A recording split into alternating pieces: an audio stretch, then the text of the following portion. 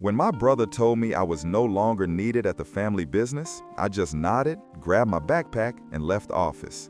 A week later, he had over 60 unread messages on my cell phone. What he didn't imagine was that I had been planning something that would completely transform our lives. Let me tell you this story because it goes far beyond what it seems. For 18 years, I dedicated every minute to building the family business. I worked weekends, holidays, gave up relationships. While my brother Daniel lived his life, I kept everything running. I invested my own money when the company needed it, negotiated with suppliers, resolved crises. It was a rainy Tuesday in November when Daniel called me for a meeting. His tone was formal, distant. "Mateus, we need to talk about your position in the company." My stomach churned. For almost 2 decades, I never questioned my place there. It was my blood in those walls. "Fernanda and I decided it would be best for you to seek other opportunities." The words came out of his mouth as if they were simple, routine. "What do you mean, Daniel?" I asked, trying to process. "You always wanted to control everything, make decisions without consulting us. Fernanda feels suffocated." Fernanda was his wife, who had only joined the company 2 years ago. Every criticism from him hurt deeply. Everything I did was to protect our family's legacy, but my dedication was being seen as authoritarianism. "I understand," I finally said, maintaining my composure. "If that's how you feel, I'll leave." He blinked, surprised. "Seriously? You're not going to argue?" "No, Daniel, you own the company too." There was a heavy silence. "Well, then, it's decided. You can resign by the end of the month." And so it ended. 18 years discarded in 10 minutes of conversation. I sat in my car for half an hour before turning the ignition. I didn't cry, I didn't despair, I just took a deep breath because at that moment I made a decision that had been maturing for almost a year. What Daniel didn't know was that I had another life being built in secret. Arriving home, I opened my laptop and reviewed the documents. For the past 11 months, I had been developing my own tech startup. I worked on it in the early hours of the morning, invested my personal money, built something genuinely mine. You know, for years, I was the family's problem solver. Daniel needed to borrow money, I lent it. Client crisis, I solved it. Difficult negotiation, I closed it. I was always the invisible pillar, but now I was being discarded. The following days passed in strange tranquility. I kept my routine. Gym at 6 a.m., remote work on my project, studies at night. I didn't look for Daniel, I didn't send messages, I kept my word, but inside I was finalizing the last details of my plan. The following Monday at 10 a.m., I closed my first round of investments. 3 angel investors put $2.5 million into my project. 18 years of experience turned into a real opportunity, but it wasn't about money, it was about autonomy. At 42, I was building something truly mine for the first time. I sat on my apartment balcony and remained silent for 2 hours. It was liberating not to have to report, not to have to justify every decision, not to carry the weight of other people's expectations. The following Tuesday, I woke up with a clarity I hadn't felt in years. I did something I had always put off. I bought a ticket to New Zealand for the following month. For 10 years, I had planned to see the landscapes where my favorite movies were filmed, to hike in the mountains I only saw in photos. I also made another decision that reflected my true values.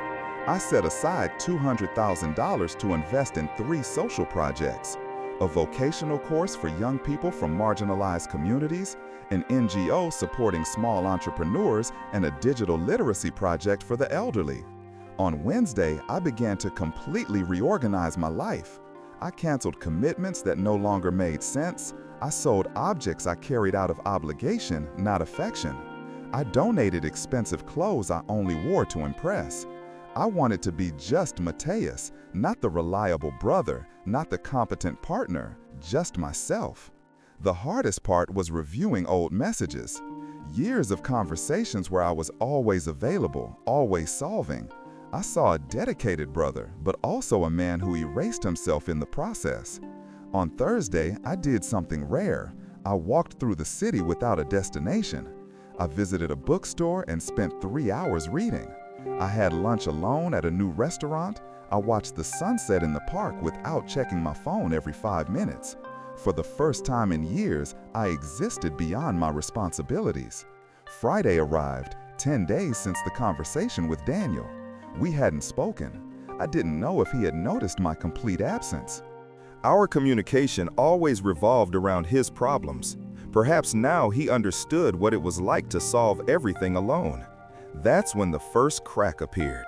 My phone rang. It was Fernanda.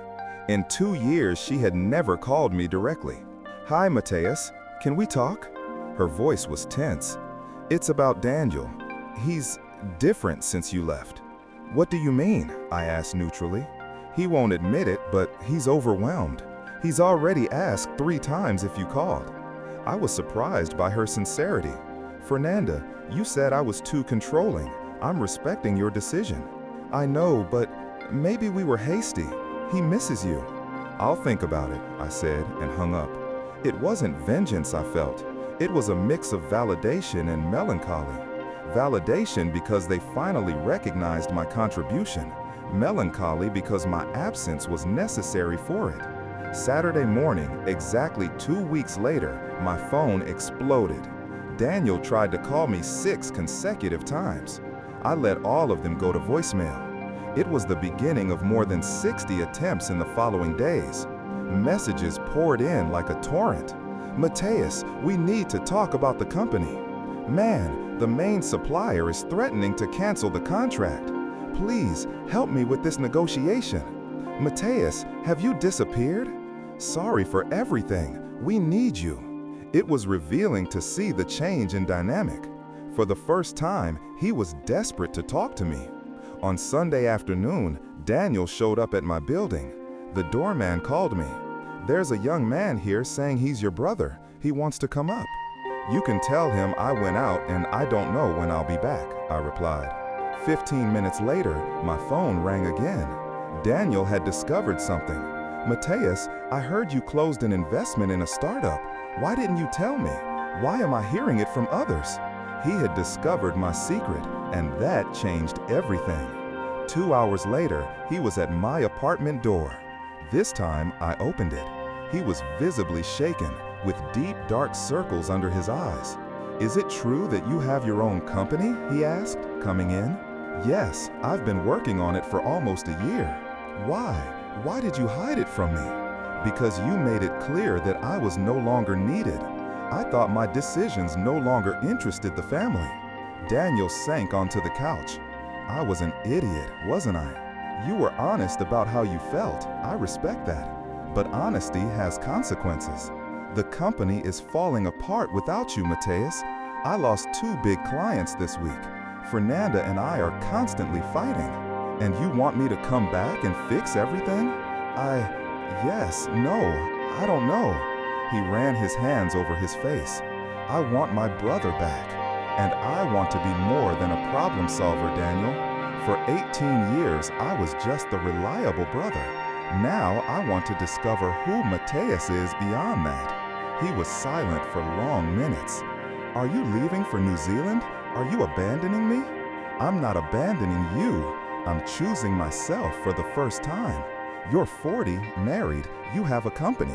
It's time to take full responsibility." It was the hardest conversation, but also the most necessary.